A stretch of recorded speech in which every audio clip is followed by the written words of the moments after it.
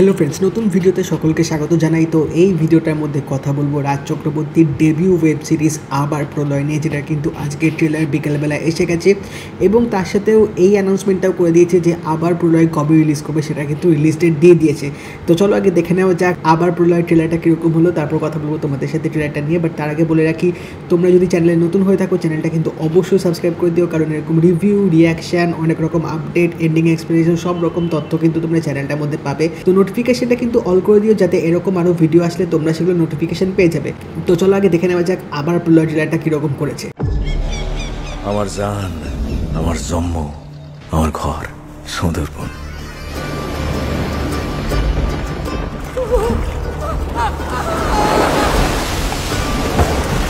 আমার বাপ রেখেছে, মা রেখেছে, দোস্তর নেছে, আমি এর বদলা নেই ছাড়বো।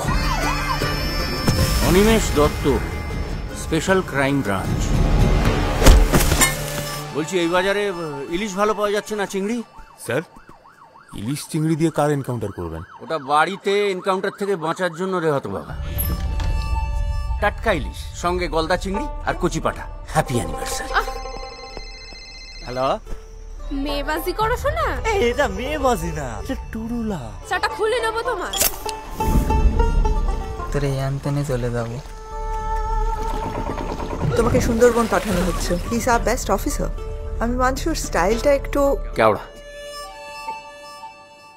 সরি ম্যাম, আমি কেওড়ার ইংরেজিটা ঠিক জানি না।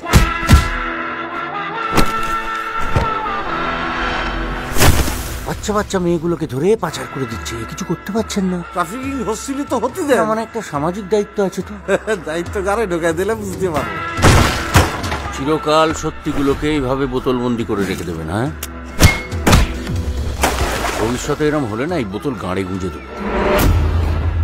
কাল থেকে 3 থানায় ঝুলবে তালা, আর ওই 3 থানার মাঝে বসবে অনিমেষ দত্তের অফিস। হ্যালো স্যার,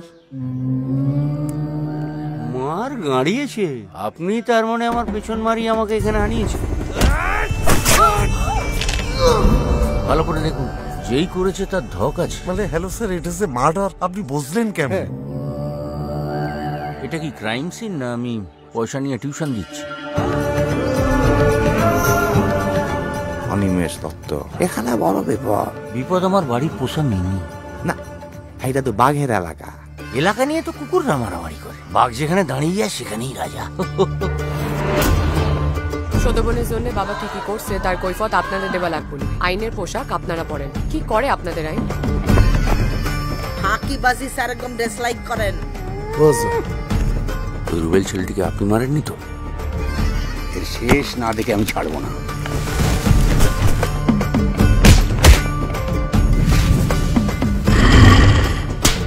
কানু হারামজাদা কোথায়?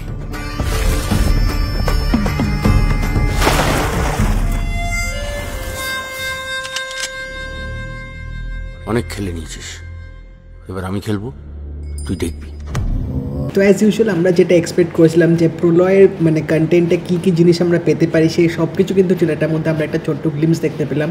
এবং গল্পটা কিন্তু বেসিক্যালি উইমেন ট্রাফিকিং নিয়ে করা হয়েছে। মানে এখানে দেখানো হচ্ছে সুন্দরবন এরিয়াটাকে, যেখানে হয়তো এরকম মেয়েদেরকে মানে প্রেমের ফাঁদে ফেলে তাদেরকে হয়তো পাচার করে দেওয়া হচ্ছে। তো এরকম কেসগুলো ঘটে চলেছে। তো সেখানেই হয়তো অনিমেষ দত্তকে পাঠানো হবে এই পুরো মানে গ্যাংটাকে ধরার জন্যে। এবং এখানে কিন্তু গৌরব চক্রবর্তী একটা মেন ক্যারেক্টার প্লে করতে চলেছে, তিনি কিন্তু নেগেটিভ ক্যারেক্টার প্লে করছে।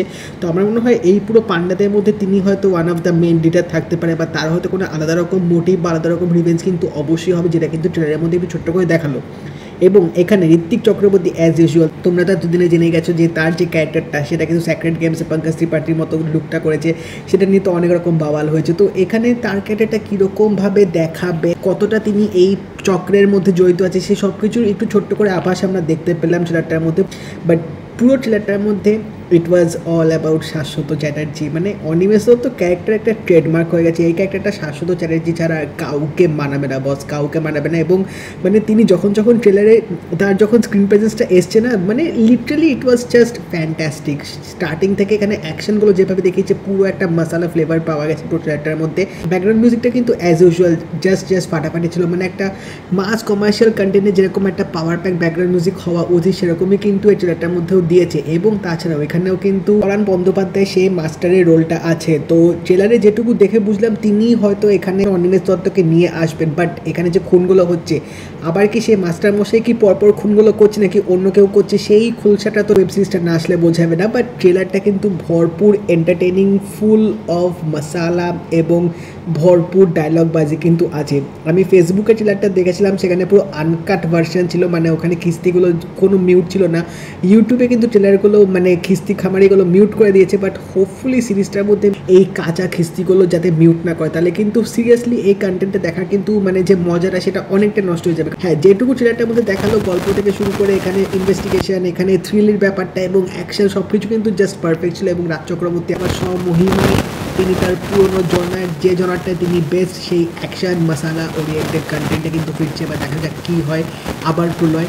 এটা কিন্তু 11th অগাস্ট জি5-এ স্ট্রিমিং হবে। তো 11th অগাস্ট এত কন্টেন্ট আসছে ভাই, কোনটা ছেড়ে কোনটা দেখবো, কোনটা দেখতে পারবো কোনটা দেখতে পারবো না, রীতিমতো এখন একটা চাপের ব্যাপার এখন থেকেই হয়ে যাচ্ছে। তো লেটস সি কী হয়।